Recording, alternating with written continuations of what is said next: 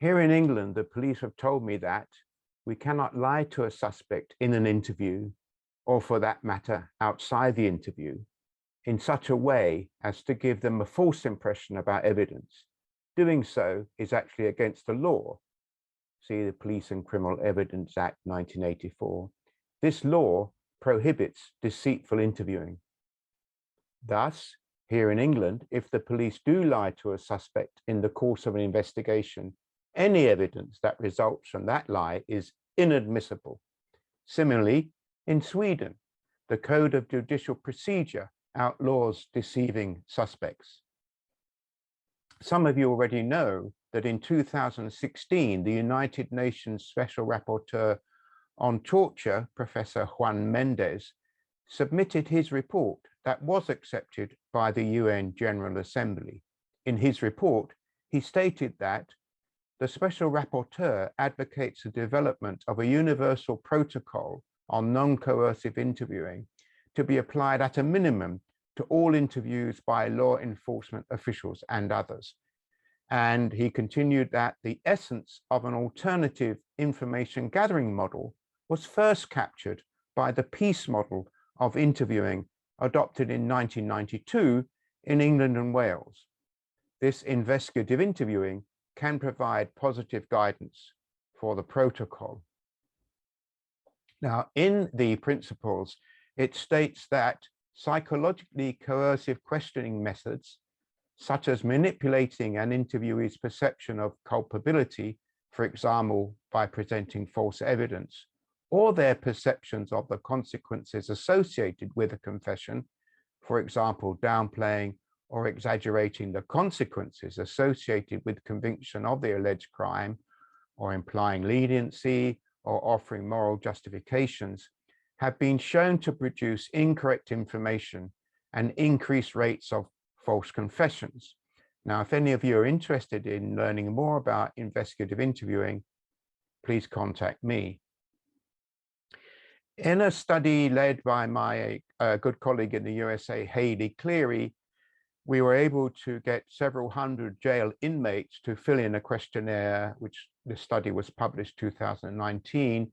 And for today, you can see that the most strongly endorsed topic was that a police interviewer should give the suspects a chance to tell their story. And they were most opposed to a police interviewer should tell the suspect that he has evidence that the suspect is guilty, even if they do not have such evidence. Now, very recently, in Mi-Wan Zhang's PhD thesis at University of Gothenburg, he asked 21 suspects detained in police stations and 38 prison inmates about undergoing police interrogation. And they were provided with a brief list of 27 tactics, 10 of which he deemed evidential and 17 non-evidential, that investigators might apply in his country of South Korea. And after reading each description, participants reported how much incriminating evidence the interviewer might hold about them and the crime. Now, he divided the evidential tactics into subtypes. Importantly for today is evidential substantiated, that's his word, and evidential unsubstantiated. And for today, that includes a bluff. The non-evidential tactics were also divided into two types, being crime relevant and crime irrelevant. Now, very importantly for today is these experienced crime suspects or perpetrators, their ratings for the evidential substantiated were significantly higher than the other types, but the ratings for the evidential unsubstantiated, remembering that includes bluffing, did not differ significantly from the non-evidential types. And he concluded that his data suggests that substantiation of evidence can be a factor influencing suspects' perceptions of the evidence during interrogation. Now, we know that in many real-life interviews with suspects, particularly in democracies where you have to have reasons for a person being a suspect, they are the actual perpetrators. And of course, being the actual perpetrators, they will often have a reasonable or good memory of what actually took place. And therefore, if false evidence is stated by an interviewer, the perpetrators can recognize it as being false and thus rightly conclude that the interviewer actually has no or little real evidence incriminating such a suspect. And this is one of the several reasons, perhaps, why very recently in the USA, Illinois became the first US state to ban police officers from lying at this moment only when questioning minors. Now, a few seconds ago, I mentioned Professor Mendez in his report mentioning the peace model. And one of the stated principles in 92 underpinning this model is that, and I quote, information obtained from the person who is being interviewed should always be tested against what the interviewing officer already knows or what can reasonably be established. However, at that time, almost 30 years ago, of course, there seemed available no published research on how best to operationalize this, and therefore how actually to employ information disclosure was not initially described in the 1992 documents. However, in a larger document published by the National Crime Faculty in 1996, more detailed guidance was provided on how to challenge aspects of an interviewer's account when these are, and I quote, inconsistent with other evidence information in your possession. And it suggested doing this what I call gradually by stating, use the conversational techniques discussed earlier before you go on to the next problem, the next inconsistency or contradiction would be a better word for it. Now in Stavroula Soukara's research for her PhD, we were able to get the help of the police organizations. And in her final study, we got access to 40 interviews in which the real life suspects initially were actively denying or saying nothing.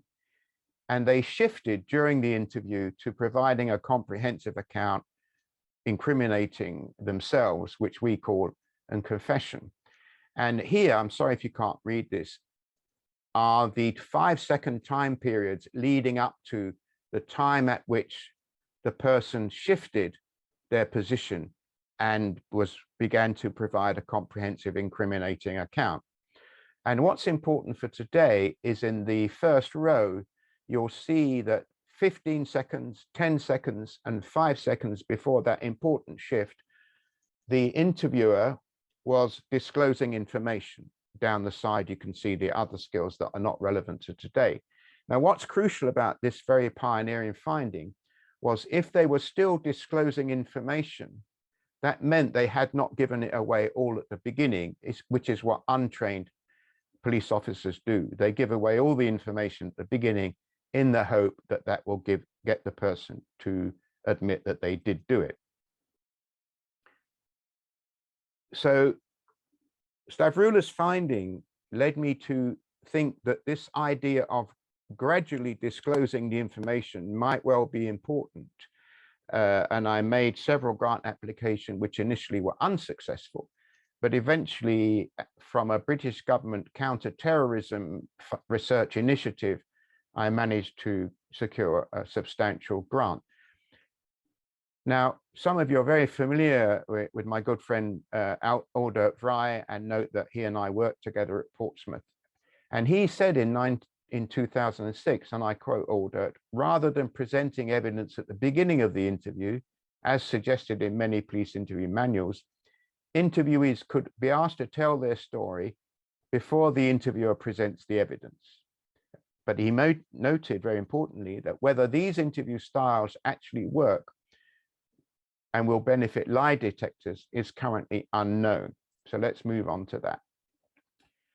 So from that initial work that I did with Stavroula, I developed what I call the Grimace approach. Now, some of you may know that a grimace can be defined as to make a facial expression of pain or strong dislike.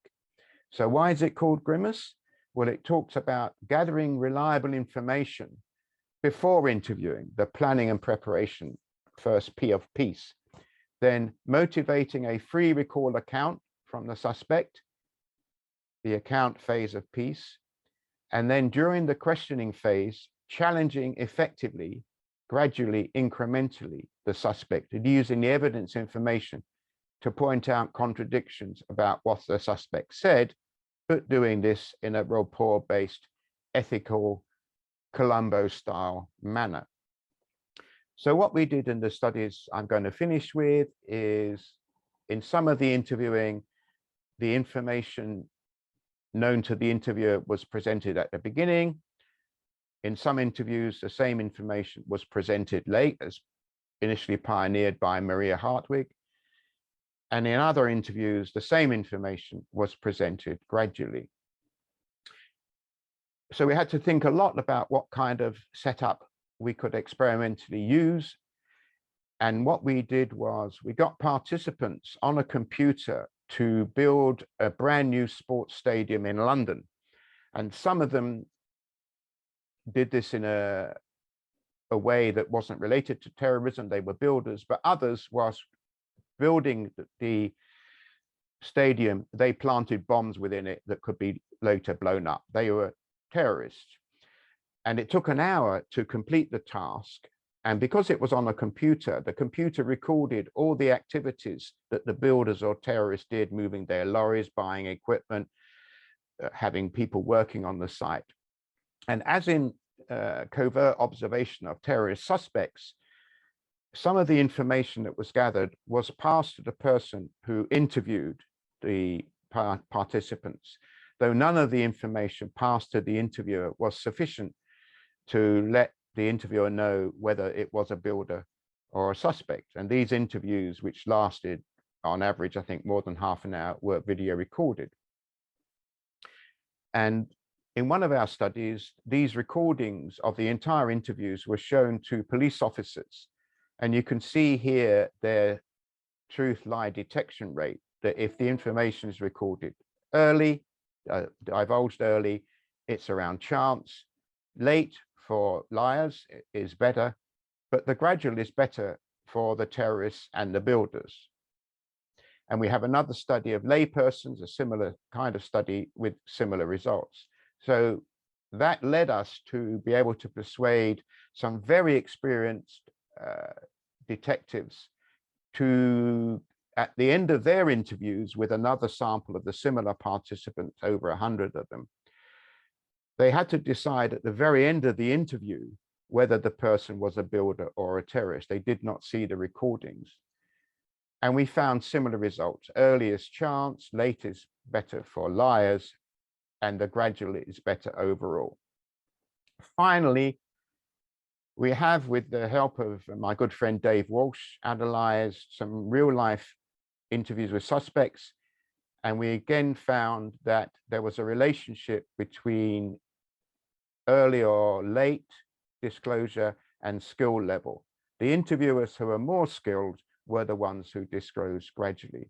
So thank you for your attention.